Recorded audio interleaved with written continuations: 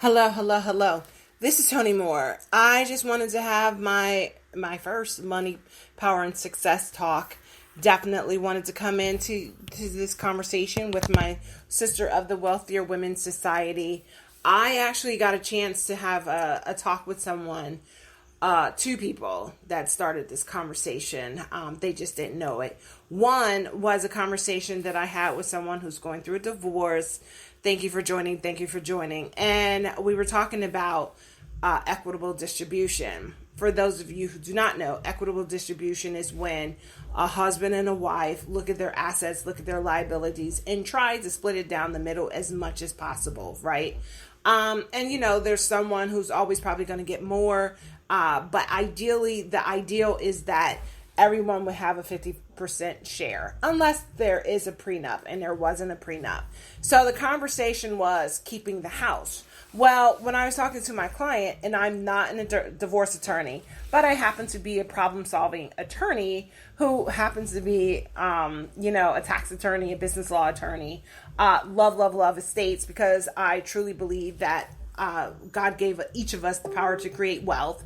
And I truly believe that, that we can't talk about it. We have to be about it. We got to be obsessed about it. And we have to create wealth from the inside out, not just with regards to mudras, not just with regards to having a conversation, meditation, not just about naming and claiming, speaking things into existence, but really about making power moves, right? So when I was talking to the client about numbers, it was so amazing that she didn't even think about the numbers. She was just attached to the family home. And I said, okay, so if you're attached to the family home, can you at least look to see what the market comparisons are? Because even though you fix up your house, you want to live in your house, you don't want anyone to take your house, you still want to be able to look at the numbers with regards to what your husband has, because he had like 4 different businesses. He had money in, she wasn't sure if he had money in his different types of retirement plans, but I was like, you can't have a negotiation conversation without knowing the facts, the figures, the numbers, the liabilities, what comes in, what comes out, what his cash flow statement looks like, and things of that nature. Especially when most women tend to be the dependent spouses. I make good money, but my husband is a musician and he's also a software engineer. So no matter how much money he makes, I make, it's still not always where he is, because everybody will always need an organist, and he's a software engineer, right? So with regards to her, she wasn't even thinking of that until we had a conversation. See, everything is negotiable. And I tell people all the time, the best time to negotiate is before the transaction culminates, before there is a signature on the dotted line, before you need to know, you need to be able to say, I need to know what the numbers are. I need to know what's coming in, what's coming out. I need to know the business valuation of your company. Come on, somebody. It's not just about having a emotional conversation when it comes to money. No. Oftentimes when it comes to money, we have to make executive decisions. And the executive decisions is always about what's at the bottom line. Once the mortgage is paid, once the house is evaluated, once the other business properties are taken into consideration, once there is an assessment, what are the numbers on his side? What are the numbers on my side? What are the liabilities numbers? What are them on my side? And then on top of that, she told me that the house that she really wanted, her spouse had pretty much put 1 or 2 other mortgages on it. Like, he left her after putting the mortgages on it, and now he's with a younger woman. I'm like, no, you got to protect yourself. So, one of the questions that I always have is, why aren't more women having a money talk conversation? Why aren't we talking about money? Why aren't we talking about the bottom lines? I know we've been cultivated to believe in the fairy tales that Prince Charming would come and take us away, far, far away, or Romeo will sacrifice for himself, or, we go to school, get a good job, get good grades, some kind of way it will all work out. But I'm here to tell you that it doesn't always work out. Like, even though we want our once upon a times, we want the trollop to happily ever after. Hey girl, hey, we still need to know what we need to do throughout the in-between. And, unfortunately, the way it's set up, Women aren't cultivated to be what I call bosses. They're not cultivated to have some agency to take care of themselves. Actually, some men feel like stronger when a woman is weak and lowly. But being as though I tried to play that and almost at 6 feet tall, first of all, people are already going to just look at me like I am manly anyway, even though I'm not. And then they're going to look at me as being a BI, even though I'm not, unless you try to play with me, right? But when it comes to ultimately women and money, why we shy away from it, why some women who call themselves financial coaches, I saw this one woman call herself the, number one money maven, and she's all over, nationwide. All she talked about was mindset. What the hell? Like, it's not, mindset. Even when I do my Wealth Up challenge, we talk about mindset, because you got to get your mind right to get your money right, right? And you have to understand that it's not about being rescued. It's not even about being the damsel in distress. It's about knowing what the numbers are, knowing what the game is, knowing where you need to go. Hey, Leslie, how are you, Nicole? Hey, Dr. Renee.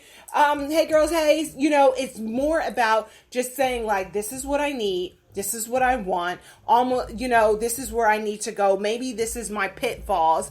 Ultimately, of course, budget is there. Like, I talked to another client who happened to be a male. It's kind of crazy because I love women. I am dedicated and committed to women.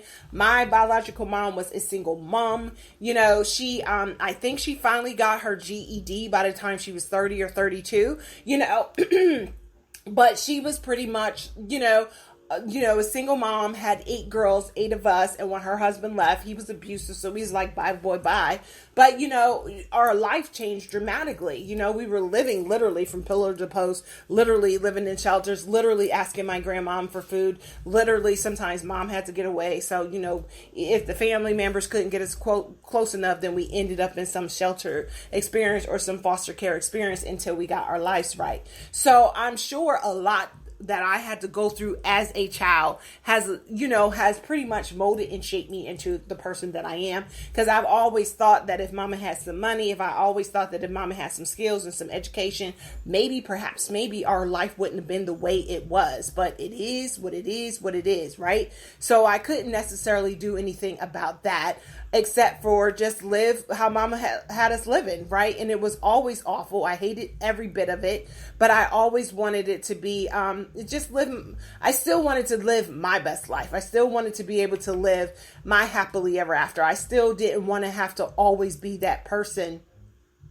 who was pretty much living off of the needs of other people. But then as a grown woman, I start realizing that, we always have these conversations with regards to how we can live our best life. How can we live our happily ever after? What life looks like, what life doesn't look like, and how we can just change our lives. And what I realized throughout the in-between was that money, even in the Bible, it says money answers all things. Even in the Bible, it says money answers all things. And importantly, in Ecclesiastes 7:12, it says money is a defense. So I realize now as an older woman that money truly is a defense. I'm like, wow, if money is a defense, what do I need to do to make sure that I get a chance to live my wealthier ever after? What do I have to do to make sure that, at the end of the day, I'm not going to get sick and shut in? What am I going to have to do to make sure that I don't become the statistics of the status quo? What do I have to do to make sure that at the end of the day, nothing is going to stop my shine? Nothing is going to damper my ability to create bigger and better and more, especially since in Deuteronomy's, God tells me that he give me the power to create wealth. So if he gives me the power to create wealth and money is a defense and money answers all things, then I started having a conversation about, well, what does that look like? How do I make it so that money works for me? How do I employ my dollars? So it's not just about the fashion. It's not just about the Mercedes Benz. It's not just about the Acura. It's not just about living in the suburbs, but really, how do I employ my dollars so that I don't end up being a statistic that shows that most women are financially dependent on a spouse, sometimes a very abusive spouse, or financially dependent on a job that doesn't respect her, that looks at, that denies her opportunity, financially dependent on a situation where I'm not getting the institutional support, nor am I going to get the support that I need to bloom, blossom, and grow in, my financial, in my compliance world, as a lawyer who wants to help other people. ultimately I realized that at the end of the day, I had to box my brilliance. At the end of the day, I had to pretty much to make sure that my dollars work for me. At the end of the day, I had to make sure that I didn't end up like mama did, where I was financially dependent, that I was always taking care of my kids, that I didn't really know what I needed to know until I needed to know it, that I ended up having to realize that there is a money game. And that money game is not funny. That money game is something where you have to know what the financial rules are. You have to get your money right. You have to find the opportunities. You have to niche yourself, because there's niches and riches. If you've never heard that before, there truly is niches and riches. So you have to niche yourself to a point of no return where you're not always financially dependent on someone, or always having to say yes when you really want to say no, but always understanding and appreciate that you get a chance to design, to redefine the lines of wealth. That's what I want to see. I want to see when we get a chance to redefine the lines of wealth, where we don't always have to be like, well, wealthy is when you have a car, wealthy is when you have the labels, or wealthy is when you are in a certain neighborhood. No, when you get a chance to redefine the lines of wealth, then that's when you get a chance to be who you want to be. To be who you want to be like, you know what? I am not stuck. I'm not going to just watch and wait. I get a chance to redefine the lines. And when we redefine the lines of wealth, when we as women understand and appreciate that, especially church women, how we're always told about what Eve did and how Eve had to get her voice back because she lost her voice because she did something wrong. And we already understand that. But God is a God of second, third, fourth, 15, 20 chances, right? So it's not always about what Eve did, even though everybody want to remind us about what Eve did. Always want to remind us about what we can't do. And I'm like, it's not always about what Eve did and what we can't do. Sometimes it's just about understand and appreciate that we get a chance to be more like, I think it's in Jeremiah 31:22, where God said, how long are you going to watch? How long are you going to wait? How long are you going to just not believe? How long are you going to play small? Like, I want to do something so amazing, so great, so much so it's almost like a woman encircling a man, almost like a woman supporting a man, almost like if Eve got a chance to have it, to do it all over again. Because she messed up. We mess up a lot of time. But my God always told me that he's a God of second chances. So when we understand that our God is a God of second chances, and we understand that at the end of the day, God is always trying to do exceedingly and abundantly more than we could have ever imagined, more than we could have ever dreamed of, and he's not trying to beat us up because of what we didn't do the right thing. Come on, somebody. Then that's when we get a chance to be better for ourselves. Don't you want to be better for yourselves? I really wish that I had this conversation as a child with my mama about just being better for ourselves, to be a better person for ourselves. I wish that I had the wherewithal to have that conversation, because I didn't know what I didn't know. I didn't know how to have that conversation. I really didn't know how to have the conversation. I didn't really know what I needed to do with the conversation. I really didn't know anything. All I knew was that at the end of the day, money answered all things, right? So, as a continuation of our money, as a continuation of this money, power, success talk, I just really wanted to just remind you that, we as women, we can't avoid the money talk. See, because even in the Bible, when God says that money answers all things, that money is a defense, it's a defense for, poverty. It's a defense for somebody trying to put our children or our man in jail. It's a defense for when there's a sickness in the land and we can get a second opinion or a third opinion or fourth opinion. Money is a defense, even if there's mental issues and there's a drug for that. We don't always have to be like watching and waiting and hoping that someone is going to leave something, or hoping that maybe the government will give us the seedlings or crumbs of society so that we can survive life. No, when we get a chance to understand and appreciate that money is our defense, that we are worth the life that we want and we desire and we deserve, that at the end of the day, we get a chance to dictate what this financial, redefining the lines of wealth. Right? So if anybody ever has a question, Toni, why are you having this conversation? Let me just tell you something. This is a continuation of a conversation that I have offline. I started over 21 years ago wanting to be an estate planning attorney. Actually wanting it so much so that I left my job when I was doing defense work, doing trial work. And I said, no, I'm going to start all over. I get a chance to redefine the lines of my professional responsibility, to redefine the lines of my professionalism, what I'm going to do with my law degree.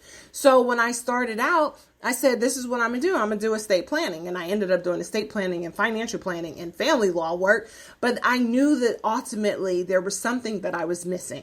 And what I didn't know is what I didn't know with regards to what I call the spirit of poverty that keeps us stuck in plantation mentality, where we're always waiting for someone to validate us, always waiting for someone to give us permission to do what God commissioned, always waiting for someone to provide for us, always waiting for someone to appreciate our sweat equity, as opposed to saying, this is who I am. Like, I'm on the other side of 45, and I recently start taking my brilliance away. If people don't respect the brilliance, I just take it away. But I never knew that there was a choice. So even when I decided to finally say no, yeah, I got pushback. But at the end of the day, I got a chance to design my life. Just like now, I'm telling people, guess what? We can't always keep going by the same rules. We can't always think that we need to be validated by a label, validated by a person who says, well, if you do this, I'll do that for you. Validated or commissioned by someone that says, well, if you cow down, or if you follow me, or if you look like me, or you talk like me, then I will, maybe someday, one day, but I'm not sure when, and I'm not even going to promise you that maybe I'll validate you, or maybe I'll appreciate you. Later for that. See, when I start reading the Bible, not as just to survive life. See, when you are redefining the wealth lines for you, yourself, and your children, and your children's children, then you're going to have to seek and know different things. You're going to have to say different prayers. You got to have to understand that you're not meant to be a follower of Christ. Yeah, but not a follower of the people, not a follower of the masses, not a follower of the mobs. But you have to just be able to appreciate that there's something inside of you that's bigger and better and more. Something inside of you that should never be content with being broke, busted, and disgusted. Something inside of you that says, you know what? I need to know what the wealthy know. I need to seek, know, and ask. And I'll tell you, one of the things when I was on the estate planning side at the law firms, people wasn't women. The women usually sat next to the husband, and he made all the decisions. And some of those same women, a few years later, after her husband divorced her for someone younger, then guess what? She was written out of the same will. She may have helped him stack his coins, may have supported him, may have done a whole bunch of stuff. But when it was all said and done, then he selected and elected who was going to be the beneficiary of his estate, because he divorced her and he moved on to the next model. See, I know that when we start appreciating what God says and what he does, and how we are supposed to be the head, not the tail, how we are supposed to be the lenders and not the borrowers, how we are supposed to live above and not beneath, then you can't be okay with just being okay. You got to start being like, if I'm making the decisions, because FYI, women make 70% of the decisions when it comes to money. We may not earn the money, but once the money comes into our household, we decide whether or not little Johnny's getting braces. We decide whether or not little Malcolm is getting those Adidas or those Timbs or whatever he wants, whosoever will. We decide whether or not Amy and Bryant and Brianna gets a chance to have piano lessons. We make those decisions. So why not know the rules of money? Why not make money work for us, or as I like to call it, employ your dollars? Why not break free of the status quo so that you can make more dreams possible? Why not be that person who God created you to be? I mean, people always talk about Eve, and then sometimes we even talk about the virtuous woman. Well, I like to think that the virtuous woman was kind of like God's way of saying, I need y'all to see, like Eve may have did something wrong. Eve lost her voice, but she also found out that even bruised heels still crushes the serpent's hands. But then he also gave us a representative, and she was able to, be blessed in the city, blessed in the field. She was worth more than diamonds and rubies. Her children called her blessed. Her husband called her blessed. She was a businesswoman. She was boss. And some people hate on her, the virtuous woman, but that we are her. Like most of you guys in this, my wealthier women society are her. Your moms, your entrepreneurs, you got your side hustle, you making some determinations. And since we are her that got a chance to dictate and determine what was next, then we're going to have to be better than her. And we're going to have to overcome the obstacles. We're going to have to be outliers of success. We're going to have to find a way to live our happily in our wealthier ever after. We're going to have to make our money work for us. We're going to have to learn the rules of money.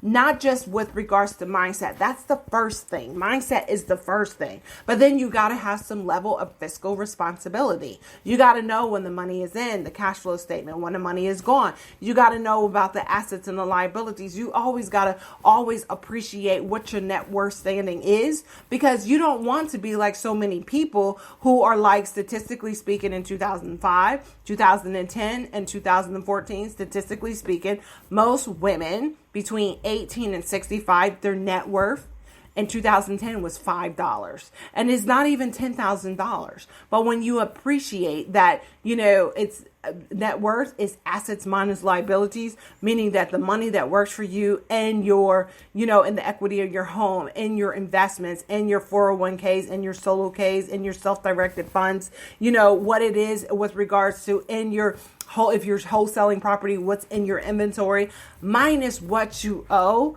then that's even including student loans. Now, I'm so mad that my student loans are high, but I also know that I am getting them down and I'm getting my consumer debt down because I know I had to discipline my dollars so I can employ them. First, you got to discipline them and then you got to employ them. So if there's ever any confusion, I need you to know that on the other side of my life, I am doing compliance work. I'm doing compliance planning. I'm looking at people's retirement plans, seeing that people are into like a retirement balance because they have to be. So it's often a default that they're waiting for wealthier to happen by someone picking and choosing the right stock for them or picking and choosing based on a computer program, as opposed to knowing what the rules are, knowing what the how it's working for them, asking about a perspective, paying a little extra money so that someone can look over their financial welfare and their financial being so that they can have financial checkups so that their future selves don't be sick, busted, disgusted, or bankrupt. So I, after so many years of thinking that we would eventually get it, or having all these conversations and people would be like, oh, well, my mom didn't talk about it. Well, your mom didn't talk about Louboutins either. And your mom didn't talk about going to Paris for a vacation at the last minute. And your mom didn't talk about what her next Mercedes-Benz or what her next BMW was. Because if she did, then your money should look a whole heck of a lot better than your mom. But most of our moms were not, because most of our moms were taught by women who survived. Well, this is no longer the time that we are going to survive life. This is the time that we are going to etch out and redefine the wealth lines so that we can design the life that you want and I want and you want and everybody else wants, because Prince Charming ain't coming. Romeo is a farce. Reparations was a political statement. It's not going to happen whatsoever. So ultimately, you're going to have to decide where do I need to be? You have to change your mindset. Be ye transformed by the renewing of your mind. You have to change your mindset and say, I'm a wealth magnet. I make money work for me. I am the head and not the tail. I am the lender and not the borrower. I'm supposed to live above and not beneath. I am a royal priesthood. You need to start promising your financial promises over your life and speak into your family's life and pray over that. And then bless your business and bless your clients so that, what comes your way is what God has already said. And then ultimately, with regards to that, changing that mindset of not always being the sheep, not always being the follower, but being the lender, being the living witness of the evidence. You are the evidence. I've gotten to the point, I am the evidence. I am not my ancestral nightmares, but I am the evidence. It's time for you to be the evidence of who God had promised your parents and your ancestors, the evidence that people were dreaming about and praying for. You have to be the evidence. If not you, then who? If not now, then when? It gets to the point where you have to be deep inside your soul. You have to be committed. You can't just be like, oh, I'm going to try it out. No, you got to be committed. You got to get deep down on the inside. Even my husband had reminded me how one of the things with regards to my book, Sanctify Your Money, came about was when I realized that there is so much residue on money. When I found out that 90% of dollar bills circulated in the United States of America has residue of cocaine. Then I started thinking, and then I found out that dollar bills and even money currency has residue of fecal matter, animal fecal matter. I was like, well, if it has residue of cocaine and evidence of animal fecal matter, then maybe there's some spiritual residue on there. Maybe there is some strongholds on there. Maybe there's some situations that's keeping us broke and busted and disgusted. Maybe we need to start asking God to help us sanctify our money, help us to set it apart, help us to assign it and align it to God's purpose and his plans that will help us prosper. Sanctify my heart, sanctify my mind, sanctify my opportunities, sanctify my necessariness and my energy surrounding money, and sanctify my earnings. When you get to that point, you understand that guess what? This is spiritual warfare, because it wants you to stay stuck. It wants you to stay in the same place that your ancestors were in. But you got to rebirth your birth. You got to reset your presets. You got to ask God to change your mind, change your heart, change your understanding, help you to be who he created. Even in Jeremiah, like I said before, in Jeremiah 31:22, where he said, how long will you keep on watching and waiting? How long will you keep on staying stuck and broken, disgusted? How long will you keep on wailing at the wall when I want to do a new thing? He's talking to women. He wants to do a new thing. It's time for us to rectify our financial situation and our financial condition. And we need to be the new thing.